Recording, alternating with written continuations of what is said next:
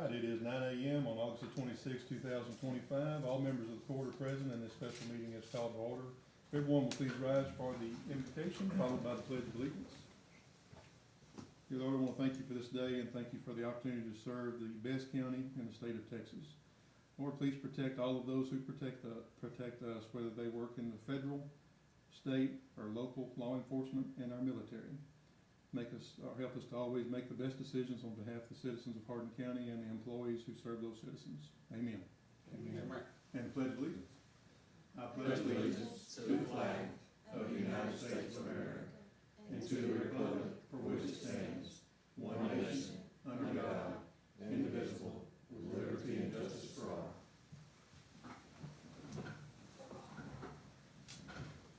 Alright, this is our 9 a.m. special meeting. This is a public hearing to receive citizen comments on the budget and the tax rate. First, we'll start with item number 2, to conduct a public hearing to receive comments from the citizens of Hardin County concerning the fiscal year 2026 Hardin County budget, which will run October 1st, 2025 through September 30th, 2026. There's a copy of the notice of public hearing on the fiscal year 2026 budget in your folders that was published in the Sylvie B. Next is a page that summarizes the budget, which is put together by the county auditor. Thank you very much, Mrs. McKinney, for all of your work on the budget. Yes.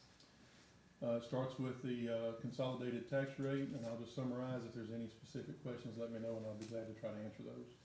The prior year tax rate is 0.502473.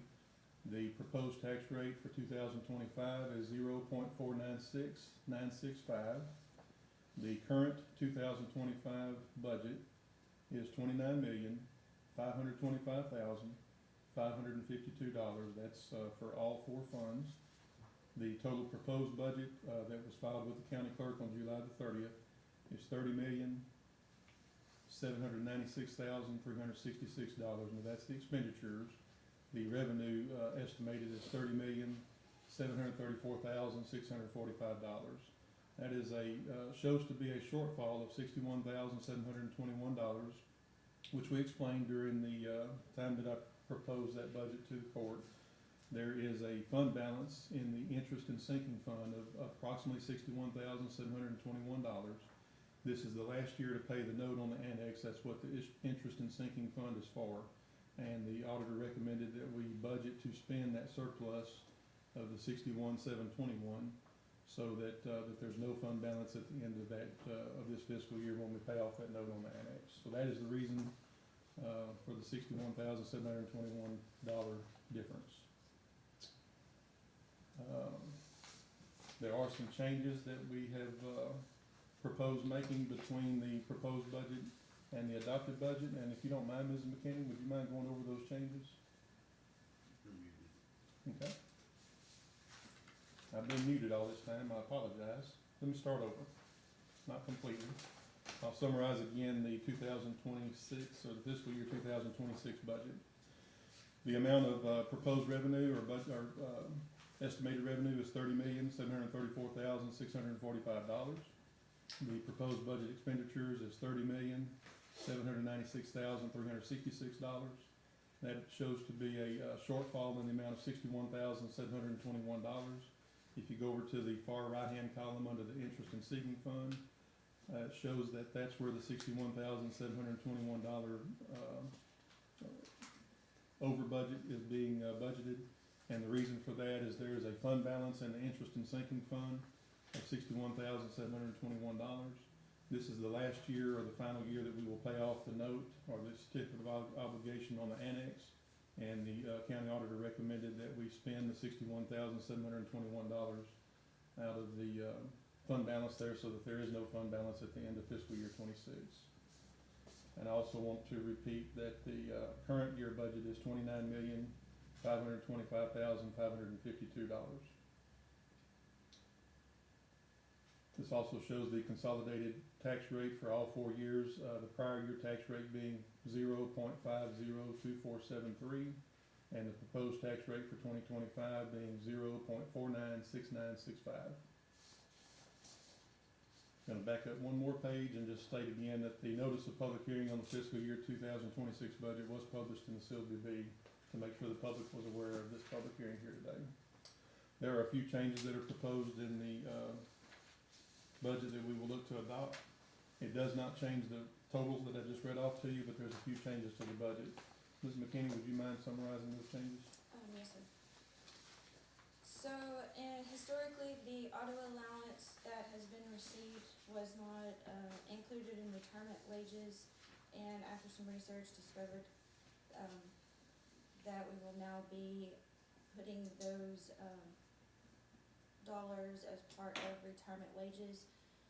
So that has impacted those persons that get an allowance, and that impacted the county judge budget, the JP budgets, the constable budgets, and I believe, It was just 3 of the constable budgets, right? right, just That's right. 3 of the constable budgets, and the offset of that was $17,598, and the offset was taken from the miscellaneous expense line item in Commissioner's Court. In addition, we separated out the certificate and supervisor pay that is being paid to law enforcement, as well as the investigators, so that impacted the jail, the sheriff's law enforcement budget, as well as the district attorney and the county attorney budget. But those were washed out, so there was no additional expenses seen there. We also adjusted the pay for the employees in the crime victims grants that was 100% funded by those grants that was discussed in Commissioner's Court on August the 12th. So the wages addendum on the budget has been adjusted for that increase. And that is all that we've done. And as a reminder, the director had put in for an increase of $1 per hour for the 4 crime victim advocates. And basically, we just authorized her, 4 people to receive that money if it's approved by the grants in the last court, which equated to a 47-cent per hour increase over the 3% that we had already included in the proposed budget. They don't get it if the grants don't approve it.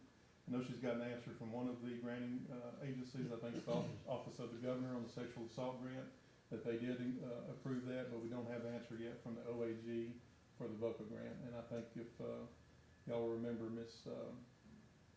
I was gonna say Miss Nix, but it's Miss Brocker now, told us last time that I think about a week or 2 before October 1st is when we got the notice on the VOCA grant last year. So we're looking at probably a few weeks before we receive that notice. So that's all on the budget at this time. If there's any comments or questions that the commissioners have, I'd like to hear those, and then if not, or after that, we'll move on to hear any comments by the public. Candace, on the washout, they're just moving around within their own budget to absorb the changes? Correct. So the certificate pay and the supervisor pay is part of their wages, and it's currently budgeted, well, previously and historically budgeted in with their regular wage line item. And so with the Senate bill reporting, I've discovered that it would be a whole lot easier based on what we have if we separated those out. And so we created a line item specific to that and just reduced where it was and moved it. So it's just a presentation. Thank you. Any other comments by the board or questions? All right, if not, we'll open it up to public comment regarding the fiscal year 2026 budget.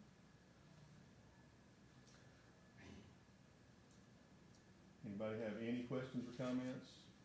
And employees are members of the public, so if you have anything you want to say or ask, please do.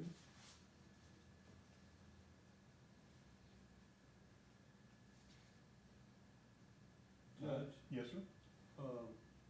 I think it's, real beneficial for this, chart to be put out that, either you or Candace put in our packet here.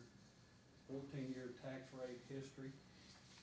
What I would like to do is, just for the record, indicating starting in fiscal year 2018 to 2019, the tax rate in Hardin County was 0.585000. 1920 was 5.8, 2021 was 5.8. Starting fiscal year 21 through 22, 5.5. Next year 5.4, 08, 3.5. stayed the same for the next year, then came down fiscal year 24-25.